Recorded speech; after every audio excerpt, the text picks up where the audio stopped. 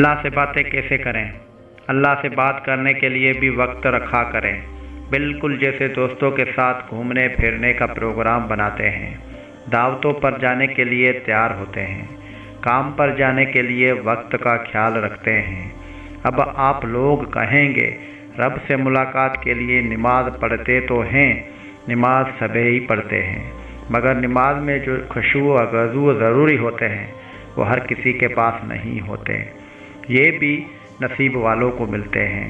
हम जैसे तो बस सजदे करके उठ जाते हैं। तो अल्लाह पाक से मुलाकात का वक्त रखें, टाइम मुकर्रर कर लें, एक उस वक्त में अच्छी सी साफ़ सुथरे होके सिर्फ अल्लाह पाक के लिए खुद को प्यारा बनाएं, बहुत एहतमाम से उसके सामने हाज़िरी दें। कुछ नहीं करना, आपने कोई नफिल नहीं पढ़ने, कोई लंबी लंबी तस्बीहात नहीं करनी, बस खुद को अपने रब के लिए प्यारा सा बनाएं।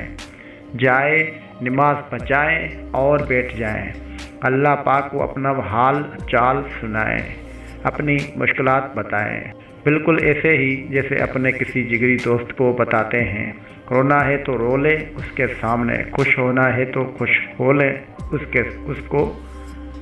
उसको वो तवक्कुआत बताएं जो आपने अपने रब से उम्मीद रखी है। दूसरों से जो शिकवे शिकायत हैं अपने रब को बताएं, अपनी कमज़ोरियों का उसके सामने मानें, अपने गलतियों का इकरार करें, शुक्र अदा करें, माफ़िया मांगें। जो दिल करता है अपने रब से वो बात करें। जब उठने लगे तो बिल्कुल वैसे ही उठें जैसे एक दोस्त से गले लगकर प्यार मोहब्बत से रुखसत करते हैं। आप अल्लाह पाक से ऐसे ही रुखसत हों, फिर आप सुकून से भर जाएंगे। पता है जो शिकायत आप अल्लाह पाक से करके आए होंगे ना, वो खुद ब खुद ख़त्म होने लगेगी, शुक्र बढ़ जाएगा, दिल साफ़ होने लगेंगे और सबसे बढ़कर अल्लाह पाक की ज़ात के साथ होने का एहसास रहने लगेगा।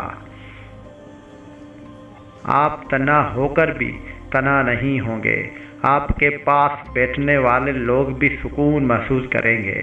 और पता है आपको अपने रब से बेहतरीन दोस्त कहीं नहीं मिलेगा।